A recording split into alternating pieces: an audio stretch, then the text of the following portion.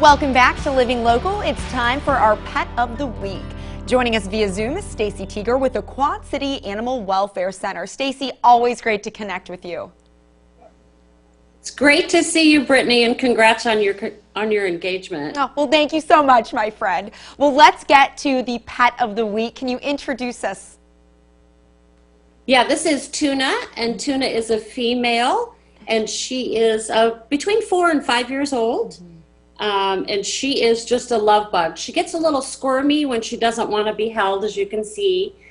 She loves to follow you around in a room, and we think that she loves everybody.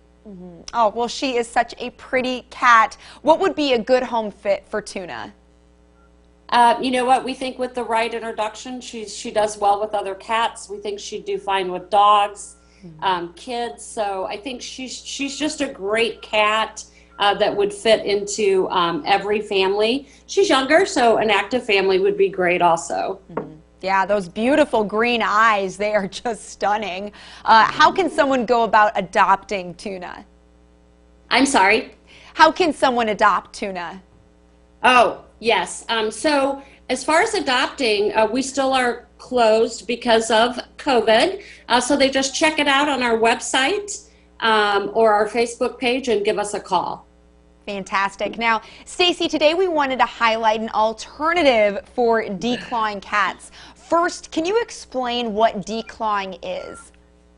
Yeah, so declawing is actually, people think that you're just like removing the nail from the kitty, but actually it's a surgical procedure that goes in and not only removes the nail, but it also takes the first, I would say, like knuckle digit of the finger. And so declawing can be very painful for kitties, and they can end up with some behavior issues thereafter. What we do see, Brittany, is we see after sometimes when cats are declawed, you know, their little paws hurt so much and they go to get in their litter box, and then they associate that to their litter box. And then they end up with litter box avoidance. We also see where cats have been declawed and their defense then is biting, so they start biting. We have seen where cats come in that have been declawed and they're painful. And so we do x-rays, and you know, some of that nail has grown back or caused some deformity. So we really want to push alternatives to declawing. Right, a host of consequences that can come with declawing cats. And I'm just thinking, Stacy, gosh, if someone cut off, you know, the tip of my finger at the first knuckle, like I can't imagine how much that would affect my life. It would be terrible. So today you mentioned alternatives. Nail caps are an alternative. Why? What are the benefits of nail caps? Yeah, so there are. It's a humane alternative to declawing. So what a nail cap actually is, it's a little cap that looks like a nail. And what we do is we trim your kitty's nail, and then we put that cap right over the top of the end of that nail with some safe adhesive. And what that does, they can still retract their nails and use them, but it keeps them safe and you safe. And so it's a great alternative to declawing. And are there cats that should or should not get nail caps? Yeah, absolutely there is. So let's start with cats that should. So cats that like to give that occasional swipe, cats that play really rough and use those claws with you and get those claws out, cats that have chronic skin infections and are constantly itching. Sometimes it's owners, so maybe an owner is on some type of a blood thinner, or you know, they have thinner skin. So those would be all of the reasons, you know, when people think about, you know, I want to declaw my cat and this is why, there's all of these reasons why nail caps would be the safer and more humane alternative.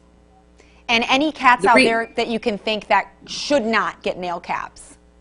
Yeah, definitely. So outdoor cats, indoor, outdoor cats should absolutely not have that done. you have to be an owner that's going to maintain nail trims. So what we are saying is 3 to 6 weeks. So if you don't maintain nail trims with your kitty, we do not suggest nail caps. Sometimes we'll do nail caps with kitties and they won't like them, and so they'll bite at them or take them off. So if we tried it a few times with you and that is happening, that would also be a cat that we would say, you know what, maybe nail caps are not the right thing, but we can still help you with those nail trims. And Stacy, how can the Quad City Animal Welfare Center help cat owners with those nail caps? Yeah, so we started offering them this week. We're super excited. It's $10 for the trim, $5 for the cap. We've got a bunch of different colors too that are fun to use. So we are doing those at our spay-neuter clinic. So during the spay or neuter of your cat, mention that you want those nail caps done. We'll get them done. You can come to our wellness clinic that is every Wednesday from 8 until 11, the first Saturday of the month. Mention that you want nail caps. We will do those for you. And also, Brittany, if you adopt from us and the cat that you are adopting, if you're interested in nail caps, you know that you're going to regularly trim those nails with us and get those caps replaced. We'd be happy to do that for you also. Fantastic. Well, Stacy, thank you so much for joining us today, for the information on nail caps, and of course, for introducing us to Tuna. I'm sorry. Thank you for joining us, Stacy. I'm sorry, yes, we've got a little bit of stuff happening in the background. So thank you, Brittany. It's great to see you, and thanks so much. Absolutely, you too. Again, Tuna is our pet of the week up for adoption. She's a 4-year-old female cat. For more information, you can visit qcawc.org.